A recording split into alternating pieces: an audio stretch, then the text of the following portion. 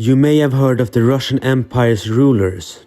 Ivan the Terrible, Peter the Great, Peter III, Tsar Nicholas II, and so on. But today I'm not talking about them. I'm talking about this guy. Actually, these guys. All called Dmitry. And no, there wasn't just one, not two, but three, maybe even four men, all claiming to be the exact same dead prince. This takes place during one of the worst periods in Russian history, known as the Time of Troubles. It all started in 1598, when Tsar Fyodor I died without an heir, officially ending the Rurik dynasty. Fyodor was the son of Ivan the Terrible, and unfortunately, Ivan lived up to his name.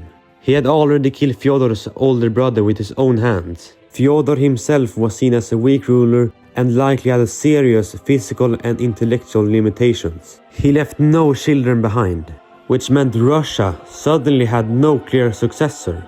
Fyodor's brother-in-law Boris Godunov stepped in and became Tsar. Between 1601 and 1603, Russia was hit by a catastrophic famine. Millions died, the country collapsed into unrest, and Boris became deeply unpopular. And here's when the false Dmitrys show up. Years earlier, Fyodor had a much younger half-brother named Dmitry, the youngest son of Ivan the Terrible. Dmitry supposedly died as a child under mysterious circumstances. Because soon, rumors started spreading. What if Dmitry never died? What if he survived? What if he came back? In 1604, a man appeared claiming to be Tsarevich Dmitry, the rightful heir to the Russian throne. This man gathered an army of about 3,500 men, Polish-Lithuanian soldiers, Cossacks and mercenaries, and marched straight toward Russia. At first, Tsar Boris resisted, but then in 1605, Boris suddenly died, most likely from a stroke. With the Tsar dead and the country already falling apart, they pretend they won. False Dmitry I entered Moscow and was crowned Tsar of Russia.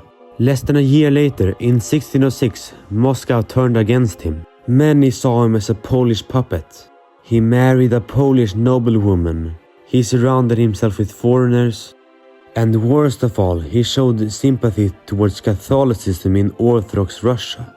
A coup erupted. False Dmitry I was killed. His body was mutilated and burned, and according to contemporary sources, his ashes were fired from a cannon toward Poland, because why not? After his death, Vasily Shuysky became Tsar, ruling as Vasily IV, but almost nobody recognized him. The country was still in chaos, and sure enough, another Dmitry appeared. This one is called False Dmitry II. He didn't take Moscow, but he came close. Instead, he set up a rival court just outside the capital, at a place called Tushino. From there, he acted like a real Tsar. Russia now had two Tsars, and absolutely no stability. Tsar Vasily Shuysky was still officially in power, but much of the country ignored him.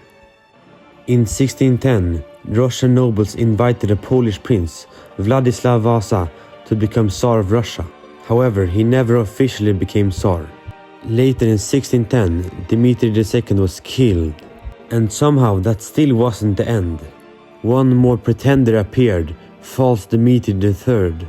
He also claimed to be the same long-dead prince. But this time nobody really believed it anymore. In 1612 he was captured and executed.